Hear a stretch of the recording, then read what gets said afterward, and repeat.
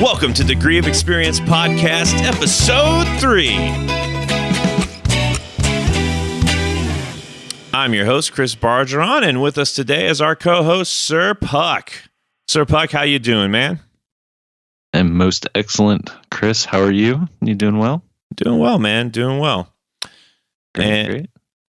And happy to have everyone here for our third episode. This is Degree of Experience, a podcast where we reevaluate our past in order to redefine our present and future. And today we're going to be talking about our college stories. It's maybe a little bit of a shorter episode because I think both of our college experiences were pretty short, right? Yeah. Mine was. Yeah. I think mine was shorter than yours. So, well, how long were you in college? Technically, I was enrolled for 2 semesters, which would have been the whatever the opening. I guess like what would have been like. When do you start? Fall? I mean, right? You can start any time, but probably you started in fall because you went right after high school. Yeah. So like August, and then so that first semester, and then the one after that. But as mentioned in the previous episode, and while we're speaking of previous episodes, very well done on episode 2, man. I did enjoy that greatly. Thank you. Kept me walking around the park listening to that story. Got a soft spot for New York and all that too, so that added a nice little dimension to it for me. But like we said, basically dropped out because of 9/11. Just wasn't really interested in it. So it was very, very short for me. But tell me about yours. I don't really remember. I mean, like, I think I remember bits and pieces, but this is kind of good. We're taking the JCD and AC formula on this one. I don't remember too much about your college stuff. I think there'll be stuff that pops up that I remember, but right. Okay, because that was before we met, and it was right after Fish Tour, because I think we got back in like probably July. About mid-July. I don't know. Daytime doesn't matter, because here's the thing, because originally I was supposed to go to Chattahoochee Tech. And for whatever reason, when I dipped out to Fish Tour and came back, I had missed some deadline of something I was supposed to do.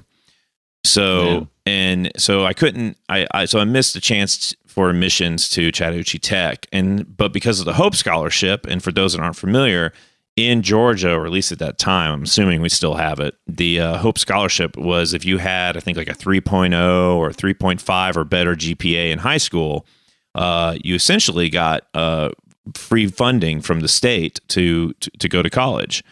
And you had to do it within the first year, and I've heard from people later that you actually didn't have to go into it the following fall. Like, you had a full year to take advantage of it. So you could have gone in like the spring semester or the summer semester the next year. But it still was the big deal with my parents of like, you got to go to school now or you're missing this opportunity. And so we kind of scrounged around, and there was only I only had like 2 options basically. And I went with West Georgia because, again, they were still accepting sort of last minute admissions, and they had a music degree. So up that way I went, but I was there less than you. I was only there maybe 3 months.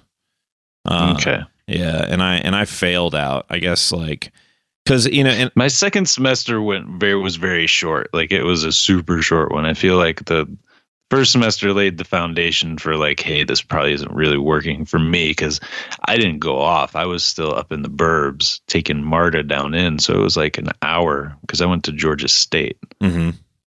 No real reason other than some people I knew were, and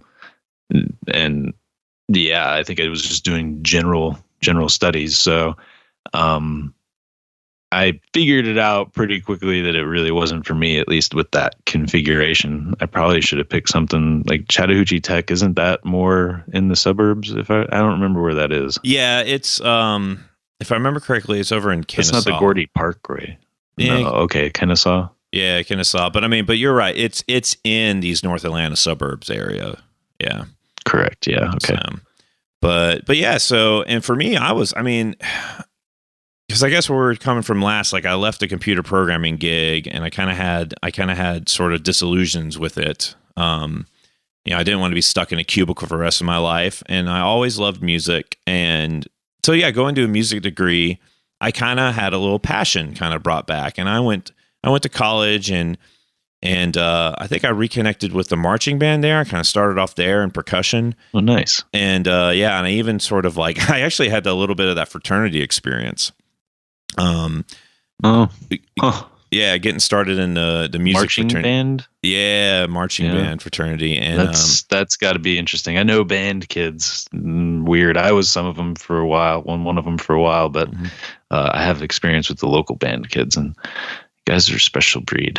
Hey, well, we're a well-cut breed of discipline. I mean, I was in the Lassiter marching band in the late 90s when we won the Bands of America National Championship in 1998. Everybody in that area from then knows, too. Yeah. I still can't believe what they've done with the school since there. I mean, they have a concert hall with big, huge columns in front of it looking like, some Greek amphitheater or something like that. It's obviously... lotto money, but well used, I suppose, considering the history. And hopefully, I'm sure they're still good. That band program earned it. And Alfred Watkins, amazing band director, nationally recognized. Actually, have you ever seen the movie Drumline? I have not. I think it was, I guess it must have been late 90s, early 2000s movie. But the point was, and I'm a little vague on the details, but I'm fairly certain but still our band director was either consulted on that movie or helped with kind of some of the marching band work that they did. I mean, they had a few different people involved in it, but he was one of the people, advising them and helping them on getting their movie marching band to look good. That's cool. So it kind of shows you how special our high school was. And it was kind of interesting going from being in the Lassiter marching band to the West Georgia marching band. And at this time in the year 2000 in West Georgia had a football team, but that college did not have a football stadium or field. It was the weirdest thing because we used to do our band camps at Lassiter at this school. And that was the other kind of weird part about it. But because they had 10 practice football fields. And so we would come and do band camp for be maybe a week, maybe 2 weeks, and we'd stay in the college dorms. And this is old school, small little dorms, not like the nice stuff that kids have nowadays. And the room's like a closet that you share with somebody else. But we didn't have an actual football stadium. We went to the local high school for our college football games. It was weird. It felt like a big step back. And then it was also weird that the dorm that I stayed at as a college student was the same dorm building that we had band camp in. So, but then the other living there. So now I'm living there. So that added, again, it's kind of that sort of is this really where I want to be? Kind of feel to it. And then, but at the same time too, as we talked about the first episode, I had just started partying. I had gone through all high school, just behaving as I was supposed to, not rebelling, and I missed out. This is how I feel now. I missed out on a lot of the sort of teenage years of kind of getting it out of my system. And here I am going into college, and I want to get the partying out of my system when it's kind of time to start taking things seriously, or at least a little more seriously.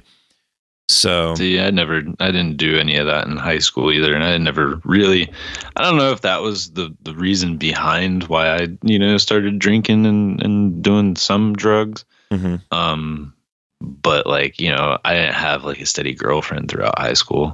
I had just friends and stuff like that. It was always some weird thing going on. Technically, I'd hung out with one of the lunch ladies who was maybe in her early 20s. And I'd hang out go hike with her, and she had a kid, and I'm still in high school. I've always tried to hang out or surround myself with people that are older. It's just been a theme of my life. I've when I was a child, the sitter was an old lady, and I'd just hang out with her. It was always a joke, I'm really watching her, because she's old. But I digress. Yeah, well, I can relate with that because in high school too, I was in my dad's cover band, and so I'd hang out with him and his friends. I mean, I say hang out. It was just like, I was his son, his teenage in the room. son. Yeah, you're in the room though. Yeah, and they would like, but still, it was like I was kind of one of the guys, and it was really cool. And yeah, it definitely kind of gave me that sort of sense, like you're talking about, of just sort of you feel almost a little separate from your age group because you're hanging out with the older guys. Yeah. Man. Well, my grandfather was more of a figure in my life.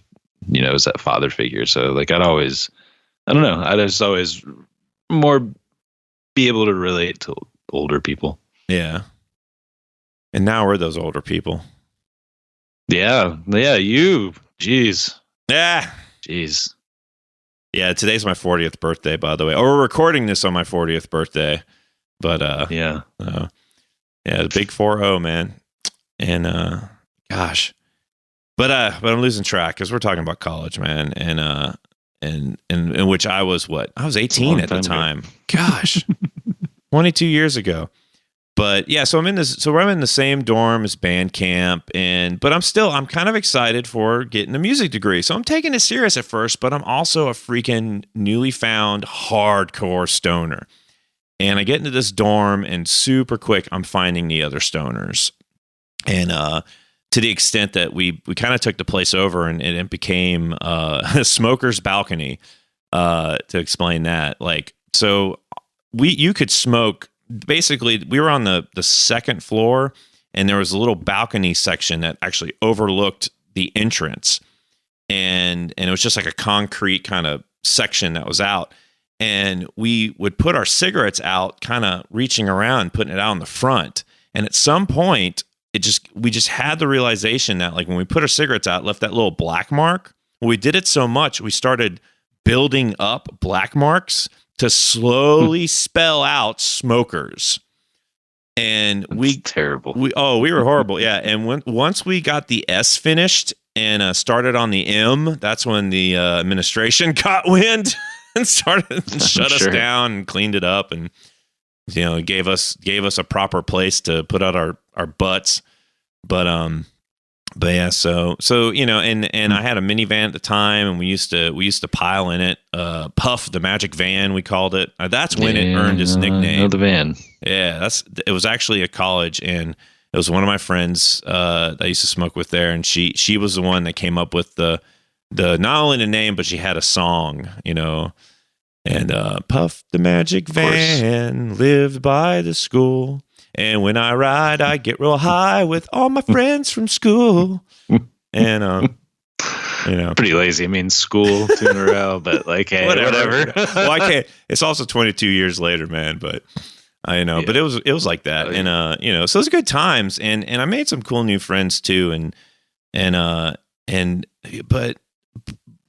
I was serious about music too,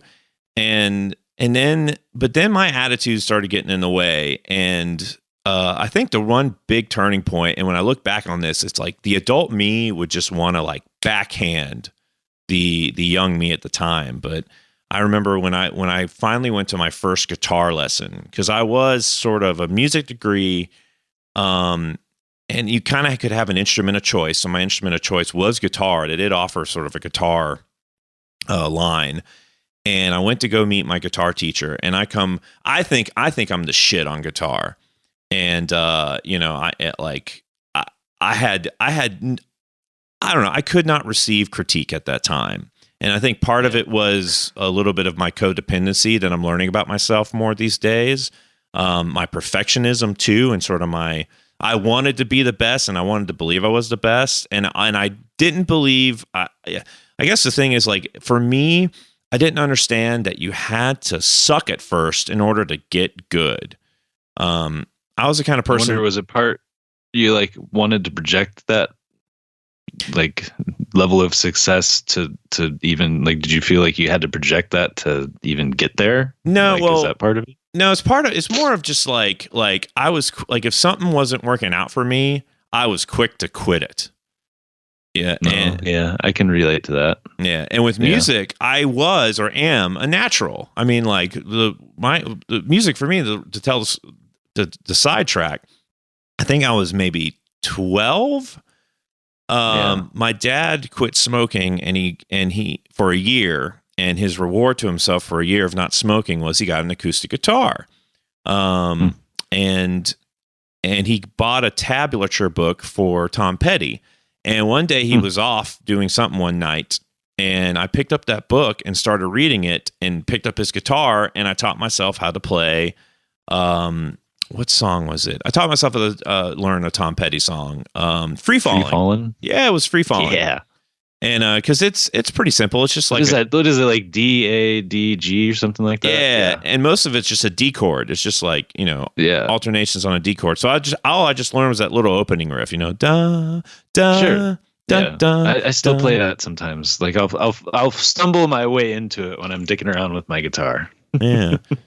And my dad came home and he was super impressed that I'd figured it out. And so that was kind of the beginning. And then I went into playing clarinet in school in the band, and a couple of years of that. And then I went into bass guitar when I moved to Marietta.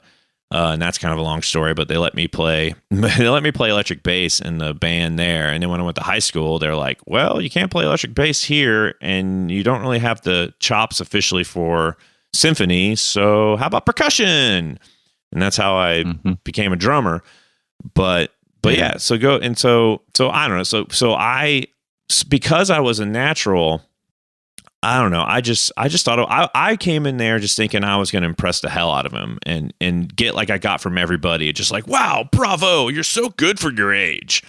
And instead, I come walking in with my guitar slung over my shoulders in the most horrific way that I can't believe I did. Just basically, I had the neck of the guitar over my shoulder with the big body hanging off the back. Right, like bending, putting all that weight on the neck. Like I think I saw it on like a album, or not like a movie cover at the time. It was like Rockstar or something, and he's walking like that with his guitar. So I come in trying to be a badass, and this guitar teacher, the second I walk in the door, he's like, "Stop! Put your guitar down. That is so disrespectful. I can't believe you don't have a respect for your instrument like that. Don't ever do that again." Right off the bat, I thought he was a douche. I'm sure he's actually a really cool guy looking back, but yeah, but it just set the tone. And then he said, okay, well, play something for me. And I went to play the solo acoustic song I had written at the time called Larry, which was actually the break music on the first episode. For anyone that is wondering what it is or what it sounds like, you go back to episode 1. It's in the show notes. You can hear the whole thing. But and it's a modern recording, because at the time I did kind of butcher it, especially rushing it. Just my tempo would just kind of, I was nervous, and so then he starts calling me out, and he starts picking apart my own song. He's like, "Hey, you're rushing. Your picking's a little sloppy." And he's just pointing out the places where I could improve, but I was not in a place to receive constructive feedback. And I walked away from that just pissed and just like, fuck you. And that was the beginning of my college career, going from an education to like, I was just hanging out. In a few weeks, I stopped going to classes altogether. I never went to another guitar session. At some point, even the fraternity that I was like trying out for, like showed up to my dorm looking for me, kind of concerned.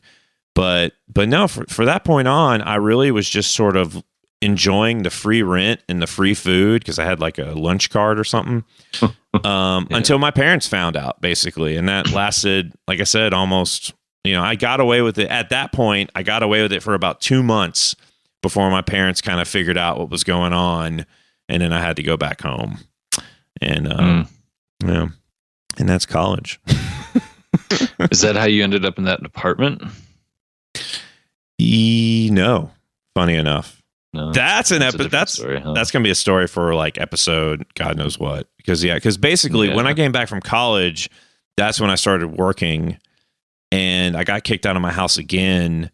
And that's when a gentleman introduced me to the Rainbow family and the Rainbow gatherings. And that's the story that we're going to have for a full episode later. Oh, God. Yeah. I kind of sort of remember that vaguely, but not really. Yeah. So yeah. But yeah, so college. So go ahead.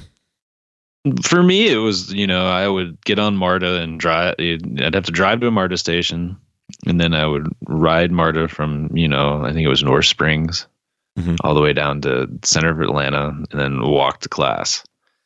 And, depending on the day, if you had just like one or two classes or two classes, I don't think I ever had three classes or anything like that. And it was just very, this was definitely my hippie days. Like I was wearing Birkenstocks,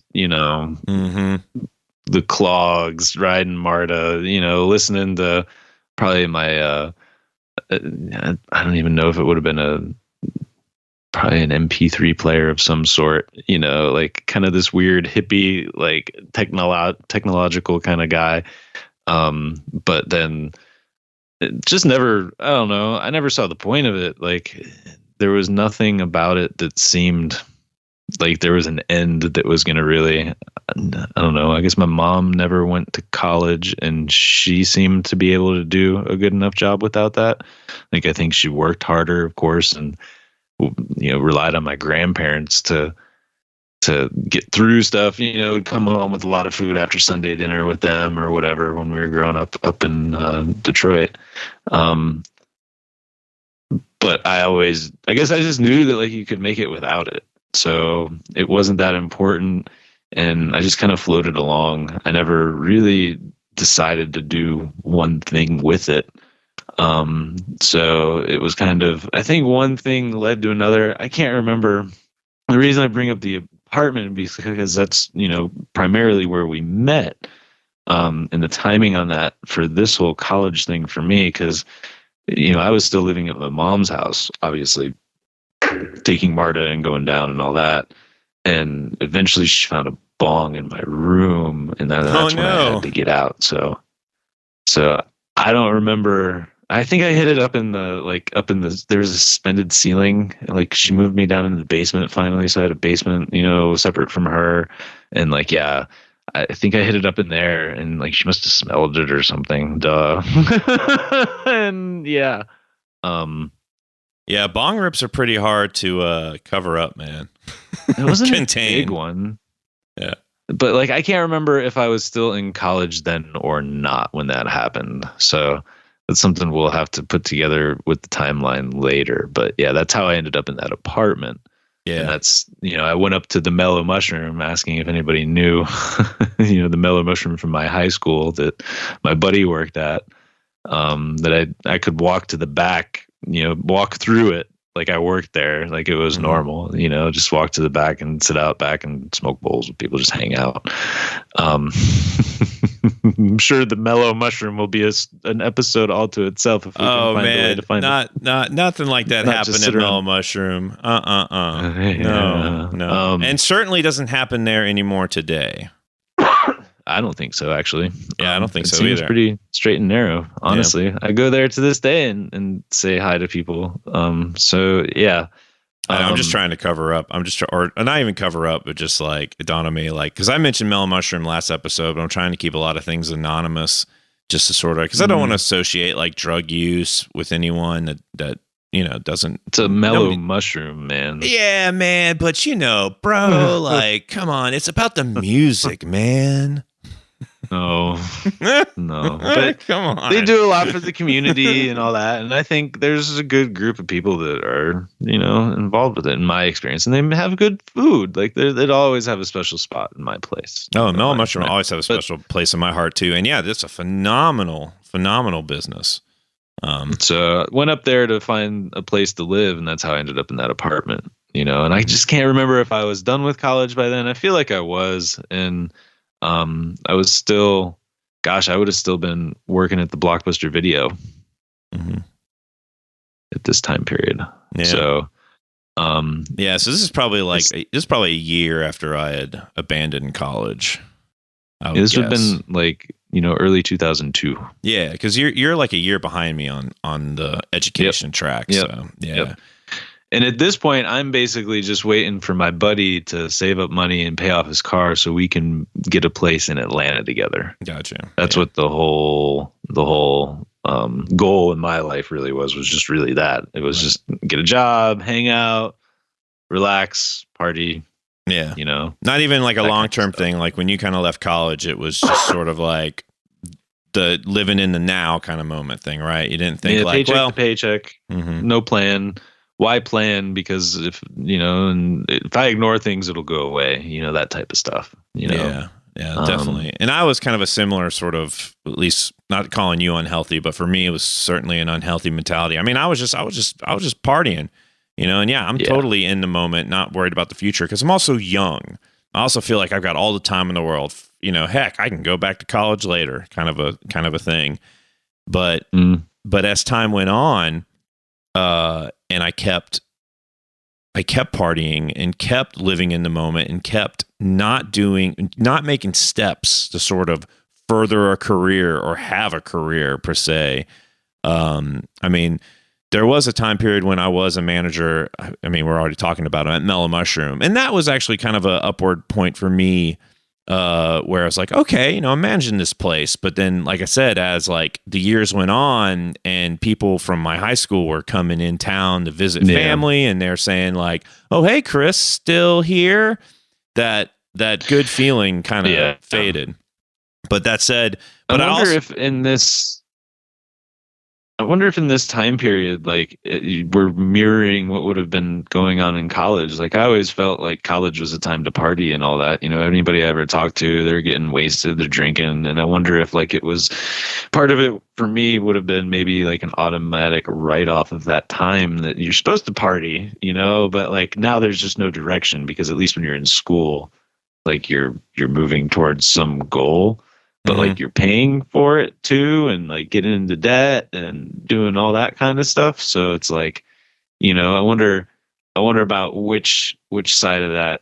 It's kind of an interesting, and I don't think people really talk about it that much. Like at least not in my circle. I don't know. I guess there's people who have it, and it's just assumed that you have debt.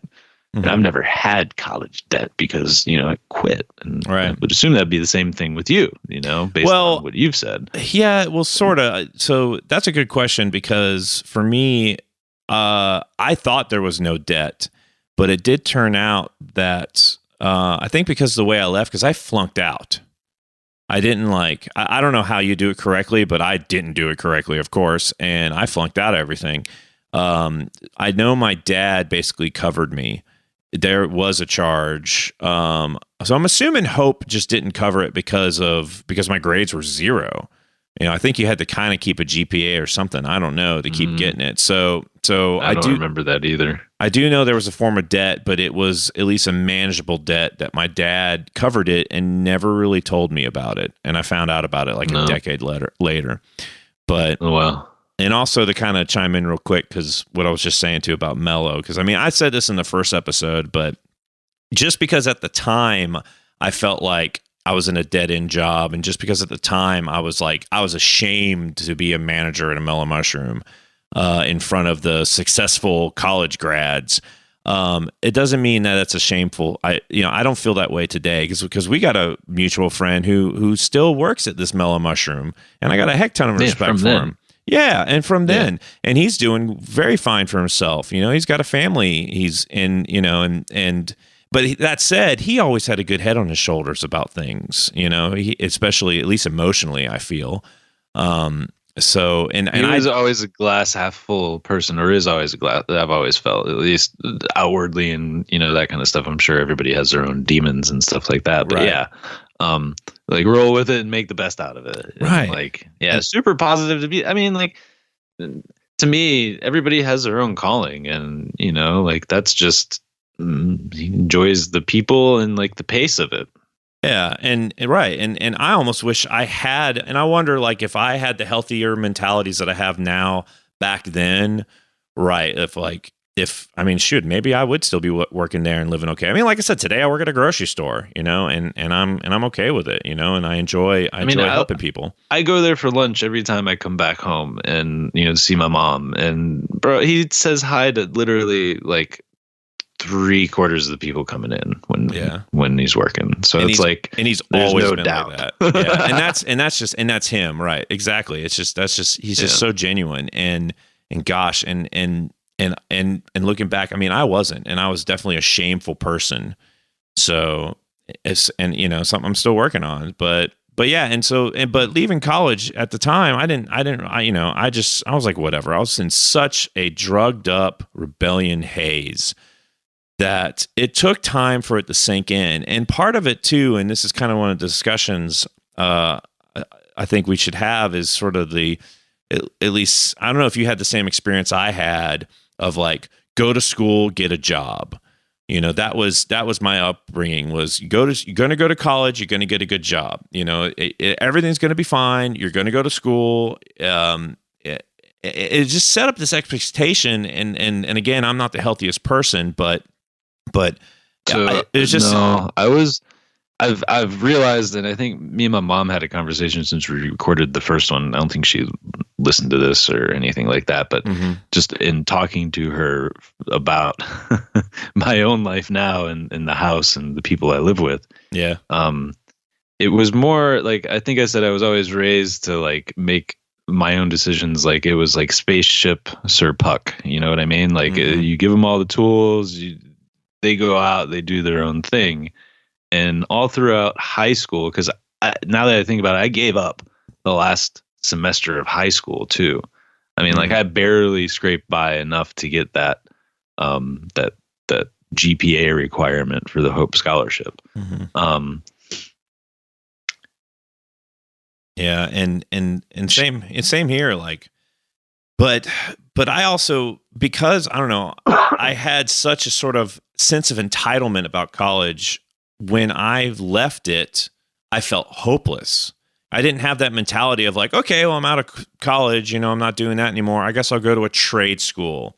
I guess I will, maybe go get a certification in something, in some skill, and work my way up that way. Like I assumed and thought I was stuck in retail work, and I lived that way for probably 15 years.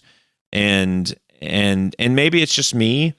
But I feel like, at least in America, we have a good portion of our generation, maybe the next generation, that still is sort of raised in this sort of dream state of like, oh, you just go to college, and when you get in, and it'll set everything up for your life. And I've known. So before the squirrels distracted me there, and I lost track. It's the way that I was. The way that I was. It was, she always told me the decisions I make today are basically limiting my choices in the future. So there was never, you have to do this. You must do this to do this. It's like, hey, these are the options in front of you, young boy. And it's a choose your own adventure, but keep in mind what you do or do not do now affects what options you have later on. And that has been so true. And like, I wish I could get it across to the teenager I live with now, but that's all to ourselves, right? And some of that also comes with learn experience, that in different ways, so, but yeah, that's to me how it was, go to school, get a job. It wasn't that. It was like, these are your options, and this is how you can get to this. You have to do this. I'm not saying that she didn't say you go to school to become this, or, there weren't talks about what kind of profession. It's just, I was always non-committal. I was that one who you'd try something out for a while, get bored of it, or, kind of, if I wasn't good at it right away, the same thing you said earlier, I'd quit, like Doom, the original Doom. Give me the cheat code. That's how I'm playing Doom. I'm not taking damage. Like, give me all the weapons. Like, that's how I play those games. Command and Conquer, like all those old school, real-time strategy games. Like, give me the cheat codes. I'm going to roll this map. That's my mentality with that type of stuff. And it's like, it kind of carried over, okay, well, I have these ideas and this is how I think things should go. So this is how it's going to go. And that's not always the case. So, that's more self-awareness, looking back at that and trying to self-adjust. But, as far as go to school, get a job, no. Yeah. I did not have the same experience. That's cool, though. I'm glad you didn't. And yeah, I love that metaphor, by the way. That's a really cool metaphor. Yeah. Feel free to use it. Feel free, please. And again, because I'm not the healthiest individual, but that was my experience, right? Was just I kind of felt hopeless, and it didn't help too because I had that reminder too, not to call out a particular family member, but right, it was just like as life kept going on, I just kept hearing that message just sort of reinstilled in me, like, oh, I'd wish you go to school. Oh, everything would be better if you go to school, instead of something that's the extent of, well, what are you interested in doing? Well, maybe you could try and get your foot in the door there, or this and that. I mean, there was some of that, and I know but still nothing. More often than not, it was a push for college, and it really wasn't until about 5 years ago. So around the time I was like 35, when I started working for this HVAC distributor, I saw a couple people from high school that were working as HVAC techs, and I would talk to them, and one of them actually had his own business, and they had just gotten their foot in the door, or they went to a trade school, and it was I think it was only like a 2-year thing, and they just got their HVAC license and started working, and 15 years later they're running the place and they're doing well for themselves, and it's just like, and I had those sort of moments, and also when I worked for that cable company. Just before that, and I had that kind of thing of I never would have considered that kind of work, and I had the thought of like, man, I wish I had embraced this in my early 20s. Who knows where I'd be today? I just there was I don't know, for some reason the message was that I just had this assumption that you can't do anything, you can't get a real job without a college degree, and that is not true. I mean, did your parents both have college degrees? Yes. But one of them, my mom didn't. So I knew that was like, I knew inherently that you could provide for at least yourself and a child with a little bit of help. Right. Without one. So it's interesting. Yeah. And it was kind of a part of the shame path for me too, because like I talked in the first episode, that sort of, if I had not quit that computer programming job, my life would be so much better. I'm an idiot for doing that.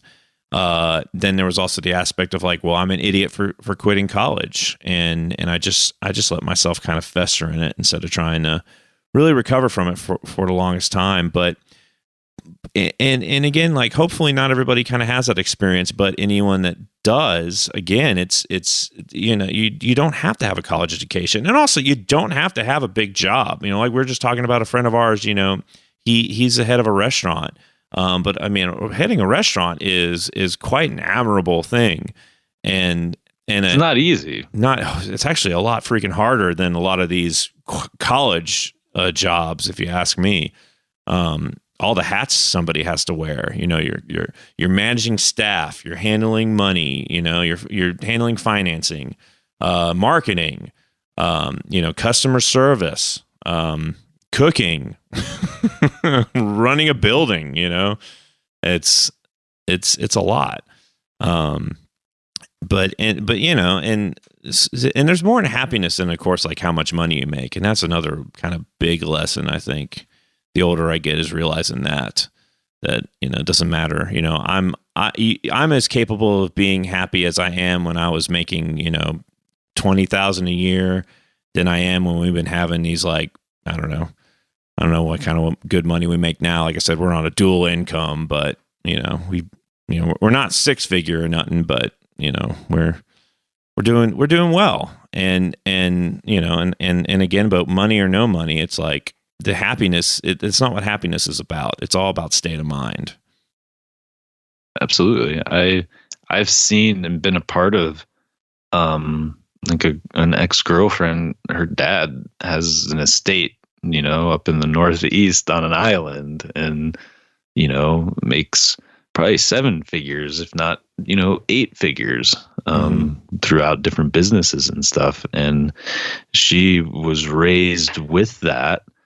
And that's not the best life either, at least in that circumstances, from what I saw. I'm sure people can do it and do it well. Mm-hmm. This family did not, in my opinion, at least. There were good people within it, and they were trying to do well, but at the same time, there's a lot of stress when you have money. Mm-hmm. I mean, mo money, mo problems is a real thing.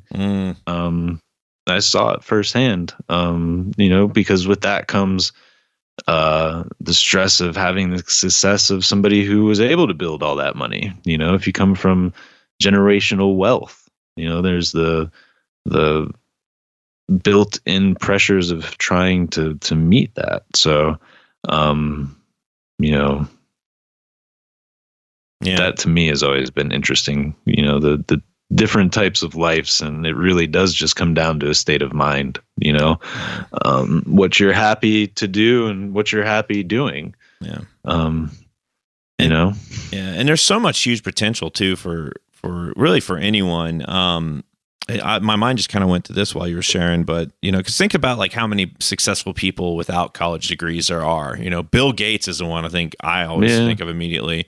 Was Steve Jobs one of them? Yes.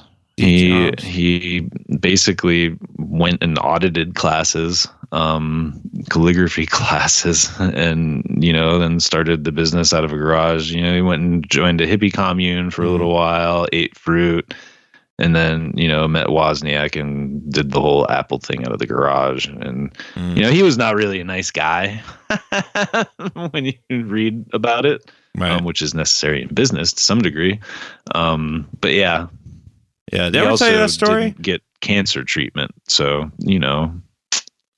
My dad had a run-in with Steve Jobs, and he said the same thing. He said he came off as a big jerk. Yeah. Well, actually, he went your dad probably couldn't do anything for him. You know what I mean? Like there was nothing he could get from your dad. Well, if I remember the story correctly, basically he went in for a job interview, and on his way out, he saw Steve chewing somebody out. And he kind of left that place going, I don't want to work there. But wow. Yeah. He went to interview where? Jeez, that's interesting. Yeah. If I remember the story correctly, yeah. But it's been a long time since I heard it. But yeah. And it's funny too, because man, when again about my attitude or my knowledge base just being wrong about it. And so when I went to high school too, I got marked as an at-risk student at some point. And I think it was in 8th grade. So when I went to high school, I was considered at risk of, I guess, not going to college or failing out of high school. At risk? I didn't even know they did that stuff. Yeah. And they had this class. Gosh, I can't remember what it was called either. But essentially, it was a class for people who weren't going to college. And it was basically a class on entrepreneurial ships and how to be an entrepreneur. And I did not care or pay any attention. And there, of course, there was a lot of us sort of cut-ups in the class, so everybody was just kind of hanging out, whatever. And the teacher, he was a really nice guy, and he had a heart, and he wanted to help everyone, but he also kind of had this sort of healthy kind of distance with it of just sort of, hey, here's the information. I know most of you don't care, and I'm not going to force it on you. If you want to hang out, hang out. But if you want to learn, this stuff will be useful for you if you don't go to college. And looking back, I wish I had paid attention to that stuff. I could have gotten inspired and started my own business, and that's almost like kind of a bullet point I'm starting to kind of come up with on the fly of, anybody that's sort of getting near that age of going to college and thinks like, well, I don't know if college is for me. What should I do? Oh, man, the kids these days, they know about all that stuff. Like, it's like, if you don't have a side hustle, you're not trying these days. That's basically what the expectation is. Old man. Well, yeah, I guess I'm behind the times because, right, it certainly was that mentality of like, oh, you go to school and you're going to work for one of the big corporations. And maybe that mentality. People don't even stick with jobs that long anymore. It's like 3 years or something like that. And you're supposed to bounce, and I just left a job of 11, almost 12 years. It would have been 12 years in August of this year. Yeah. And that's uncommon these days. Yeah. Yeah. Well, good. But also, I don't know. And so good. If you've got a path outside of school, great. But it's all, even if you go to school, it's just, I don't know. I almost wish too that I had just had someone talk to me that instead of just giving me this sort of simple like Santa Claus version of what your future is going to be like, go to school, get a good job, get married. It was more of just like, well, look, you can try and, what are you interested in, or what do you think would be a good line of work? And it doesn't have to be something you're interested in. It can just be a path for money, and do what you're interested in on the side, Okay, well, maybe look into getting a trade school or get your foot in the door. You can start at a warehouse and work your way up, and prepare. But even if you go to college, even having somebody kind of say, okay, well, what do you want to study?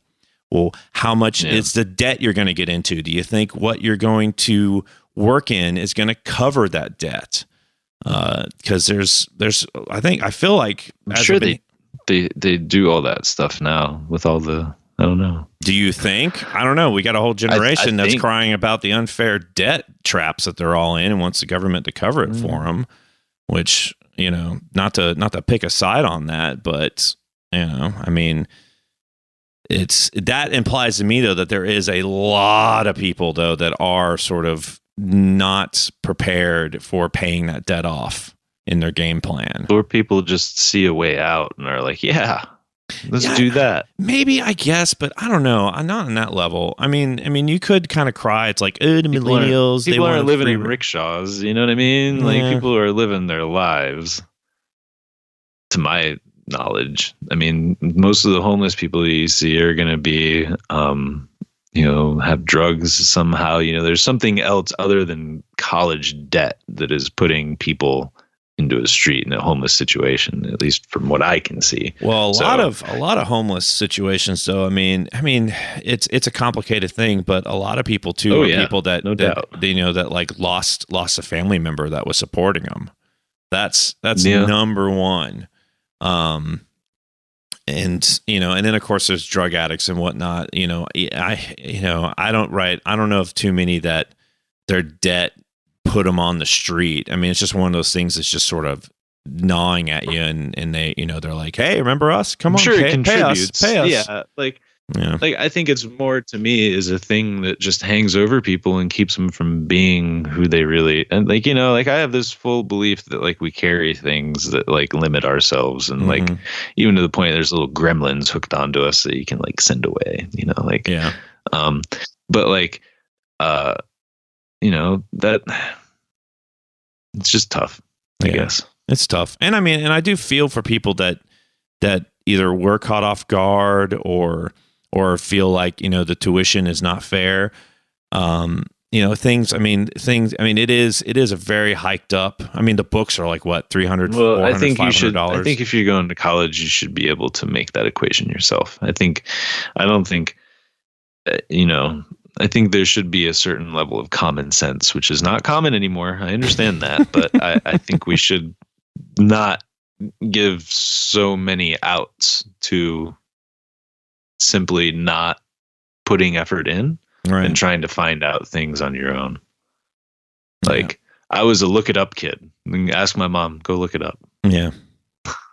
She wouldn't just tell me, Well, I think. No, and also too, I mean, you got me thinking too of just, I mean, and that's also too why I also didn't want to go back into school, because that was on my mind. Like I said, I can't go back to school because I can't pay it off, or I'm not confident that what I want to study will pay it off. That's why, I mean, I always wanted to go back for music. I've never considered going back to college because of the cost. Absolutely. Yeah. And maybe that's,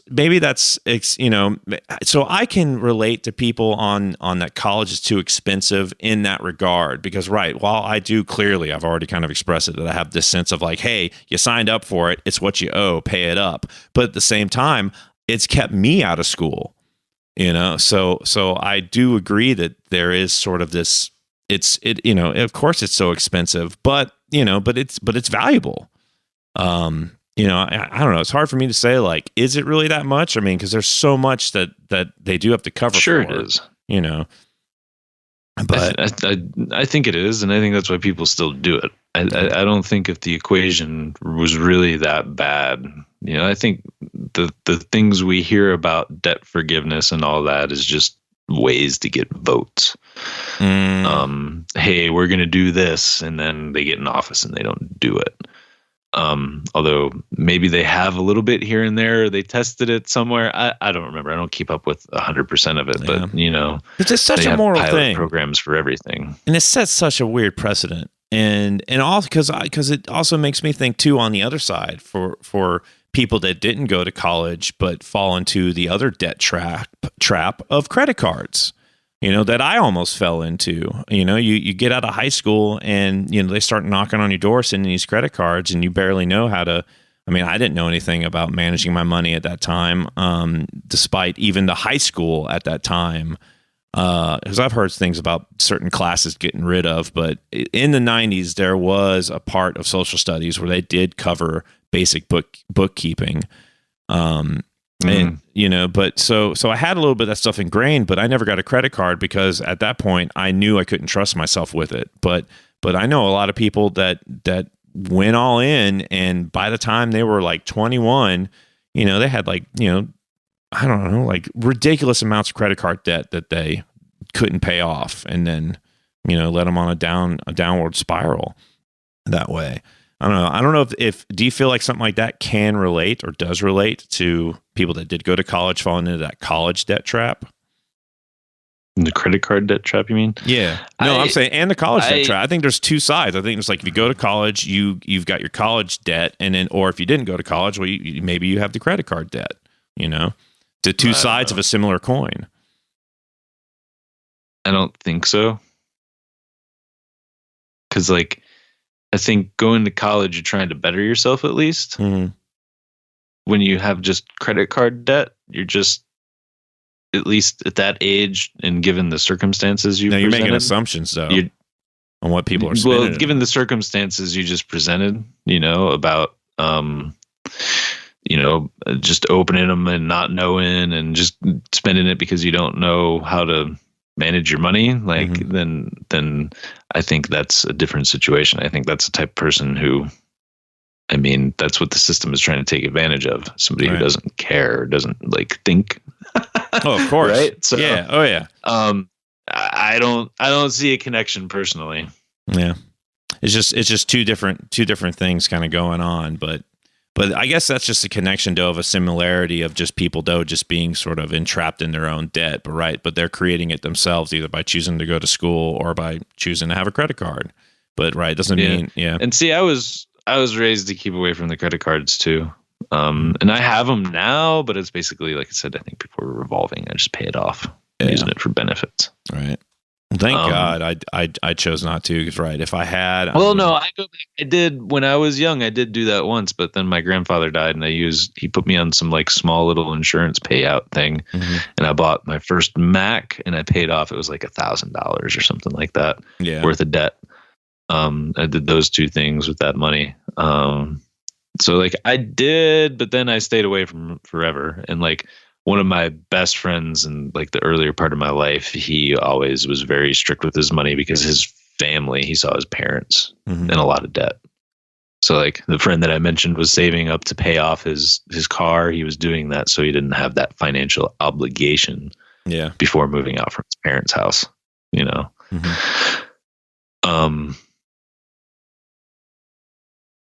Yeah, and I didn't get a credit card for the longest time, and thank God. But that said, the other kind of, I don't know, I always had heard, though, that I should have, because I needed to establish credit. Oh, you're never going to be able to establish credit now.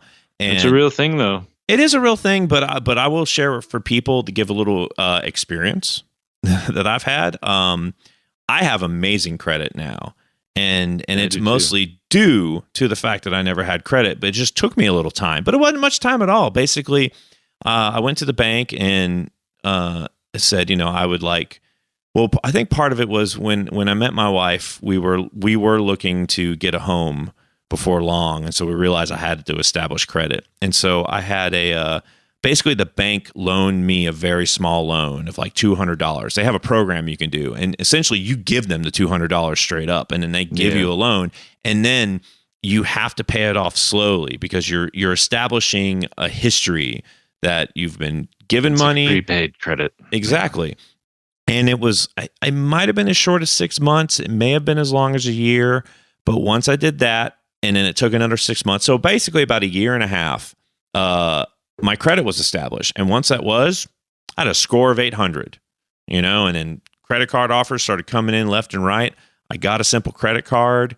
I got my name on some utilities, just made my payments. I used a credit card to get gas, and that was it, and then I would pay the gas off at the end of the month. And like I said, I've got this amazing credit. And so, another thing I just share, because I feel like so many people get credit cards because of that. I don't agree with that statement. I don't think you should get something unless you honestly feel you're ready. Because I know me at that age, I would have, once I had that drunk night, I've been like, screw it. You know what, guys, I got this credit card. Let's go to the bar. Woo. And then you wake up next morning hungover and you're like, whoa, how did I spend $600 there last night? And then you're living paycheck to paycheck, so you never pay it off. And it just grows and grows and grows. And then you're like, well, F it, I'll just keep adding to it. I don't know. It's like, I'm not the only idiot out there. Yeah. I was raised to not do that. I was raised, if you use a credit card, you pay it off every month. Right. A very pragmatic mother. Yeah. But yeah, so I don't know. It's just you don't have to, I don't know. I don't feel like you have to get a credit card to establish credit. And maybe it makes it easier if you're responsible with it. I mean, if you're responsible, but of course that's an assumption that we're kind of taking out of the statements I'm making, because if you're responsible, then you've probably got a path set for yourself. You probably know what you're doing at, said age when you're going into, am I going to college or am I going into a trade? But for those that are maybe, or weren't responsible, that you're entering your 30s and you're kind of going, man, what have I done with my 20s? It's, I don't know. Yeah, there's a path. There's definitely a path. Yeah. Like many paths to get out of that and, get into the positive credit. And, I didn't have bad, but I didn't have great. And it certainly, once I started paying attention to it, and you pay your bills on time, you do all that kind of stuff. Yeah. Once you get on those utilities, it only starts going up. I mean, yeah. I think we've hit all the marks we were wanting to discuss, and so a little bit more. Probably.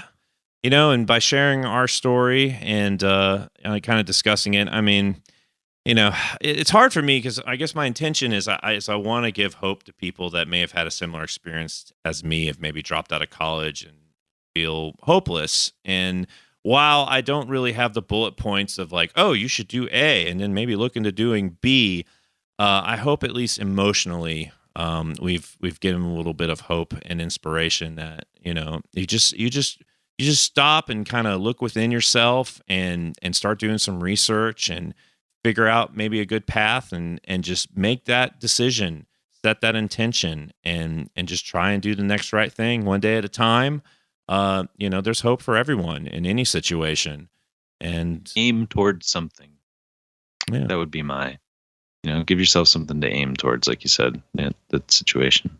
Yeah, definitely, man. So thank you again, everyone, for listening to Degree of Experience. Next week, or in 2 weeks, we're going to have my lovely wife, Rebecca Bargeron, on the show. Unlike us, she not only finished college, but she went to it twice. She has a master's degree, and she's going to share her story about getting out of college and really working her way into getting a job using it. But it took her some time. It took her about 9-10 years. And I think that's going to be a nice change of pace from this episode, because for those people that did go to college, I think it'll be inspiring to kind of hear a tale of how long it took. Because if somebody kind of got out and spent 5 years and they're thinking, man, I'm a failure, I'm still not using my degree. No, you're not. It still takes time. You still got to develop that experience. So next episode we're going to have her on. And again, do we get to get into the juicy details that everybody wants to know? The whole timeline? Well, maybe Sir Puck will be there and get to ask those juicy questions. We'll see. We'll see.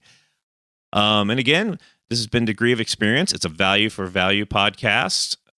And what does that mean, you might be asking? Well, value for value means we don't have any advertising, but we do have producers, not listeners. And we ask everyone that's to help participate in the podcast. You can do it in 3 ways, because if you received any value, you can return that value back in the form of time, talent, or treasure. Time being one of the biggest ones. While we're a new podcast right now, if you can just give your time to, help spread the word, share about us on the internet, put in some reviews on whatever podcasting app you're using. That helps us out a lot. If you have talent, feed the algo. Yeah, feed the algos for us, please. And also, if you've got some talent, if you're an artist, would love some art submissions. If somebody gets inspired to redo our logo, I mean, I made it just the kind of best I could, things like that. We will give you credit. And then same with Treasure. It does take money for us to do this, to kind of rent the digital space and to keep it up. So again, this isn't free. Well, the podcast is free for people to listen to it, but not for me to put it out there, man. So yeah, if you received any value out of it, put a number on it, send it back to us at value.degreeofexperience.com. And any donation at this point, you will receive a credit as an executive producer of the following episode. So get yourself, a credit for a legit media property. Where can they send notes into?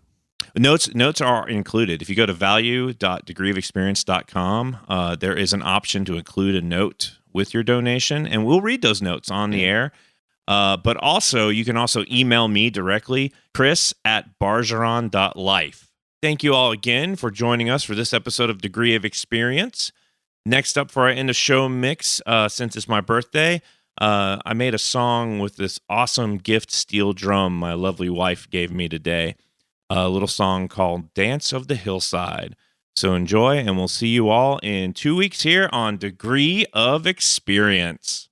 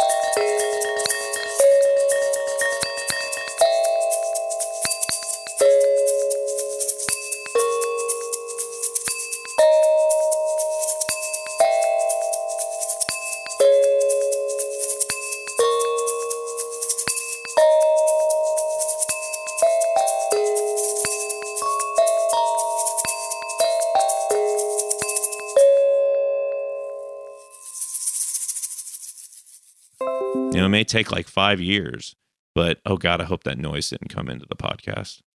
I think it did. I think it did. I heard it. You heard it? Oh no. That's hilarious.